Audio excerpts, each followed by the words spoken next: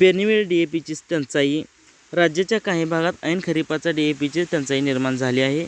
रासायनिक खत निर्मिती करणाऱ्या कंपन्यांचे पुरवठा नियोजन विस्कळीत झाल्यामुळे टंचाई तयार झाली आहे. राज्याच्या काही भागात ऐन खरीपाच्या DAPची टंचाई निर्माण झाली आहे.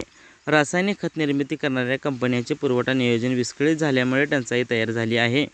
त्यामुळे कृषी खात्याने धावपळ करीत संरक्षित साठे खुले केले आहेत. शेतकऱ्यांनी आता DAPला पर्यायी ठरणाऱ्या खतांचा वापर करावा असा सल्ला कृषी खात्याने दिला आहे.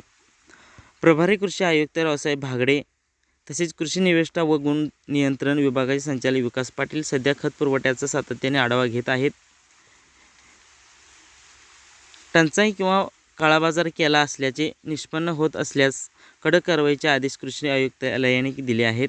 सूत्रांच्या म्हणण्यानुसार राज्यातील DAPची उपलब्धता पडल्यास 1.5 लाख टनापेक्षा जास्त DAP विविध जिल्ह्यांमध्ये उपलब्ध आहेत. परंतु तालुकानिहाय व गाव पातळीवरील उपलब्धता विचारात घेतल्यास काही जिल्ह्यांमध्ये मागणीच्या प्रमाणात DAP उपलब्ध नाही.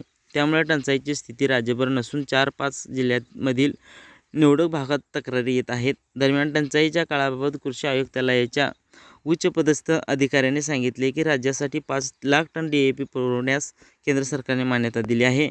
हा पुरवठा विविध कंपन्यांमध्ये दिला जातो. वितरकांचे जाळे व जिल्ह्यांमधील खताचा पूर्व इतिहास तपासून प्रत्येक कंपनीकडून DAP पुरवठ्याचे नियोजन केले जाते.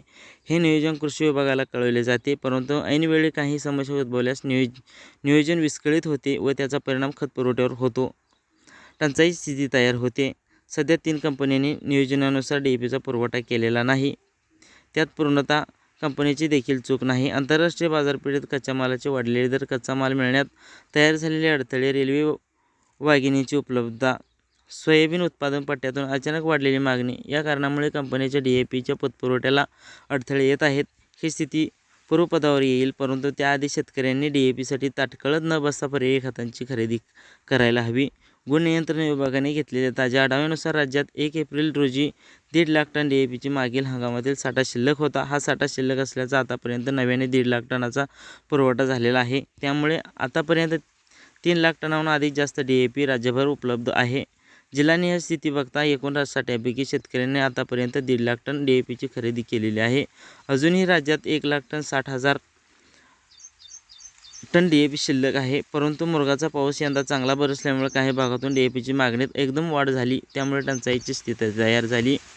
टंचाई स्थिती पाहून कृषी विभागाने आता DAP संरक्षण साठे खुले करण्याचे आदेश दिले आहेत. राज्यात आम्ही यंदा 25,000 टन DAPचा संरक्षण साठा तयार करण्याचे नियोजन केले होते.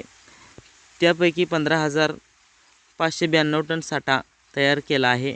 या साठ्यातून आतापर्यंत 1,123 टन DAPचे वितरण केले आहे, अशी माहिती सूत्रांनी दिली. दरम्यान कृषी संचालक विकास पाटील यांनी राज्यातील शेतकऱ्यांनी DAPवर अवलंबून न राहण्याऐवजी पर्यायी खतांचा वापर करायला हवा असा सल्ला दिला आहे. DAPमध्ये 18% नत्र व 46% स्फुरद आहे. शेतकऱ्यांनी DAPच्या एका गोणीला पर्याय म्हणून युरियाची अर्धी गोणी व SSPच्या 3 गोण्यांचा वापर करावा.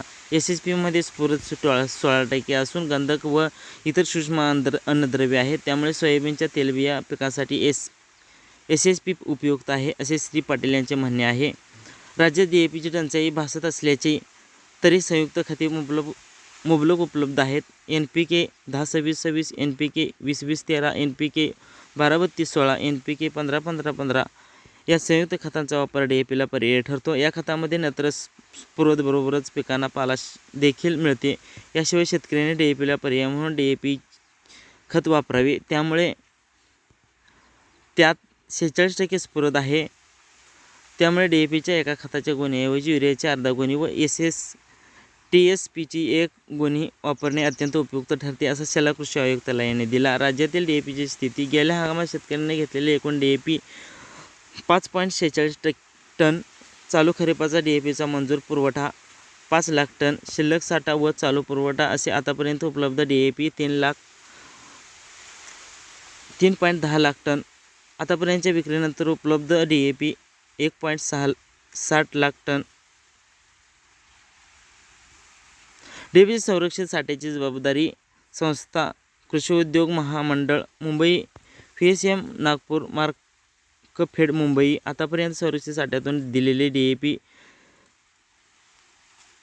1213 टन DAPला पर्यायी खते युरिया SSP TSPचा योग्य प्रमाणात एकत्रित उपयोग. SBP न्यूज मराठीला लाईक करा, शेअर करा, सबस्क्राईब करा.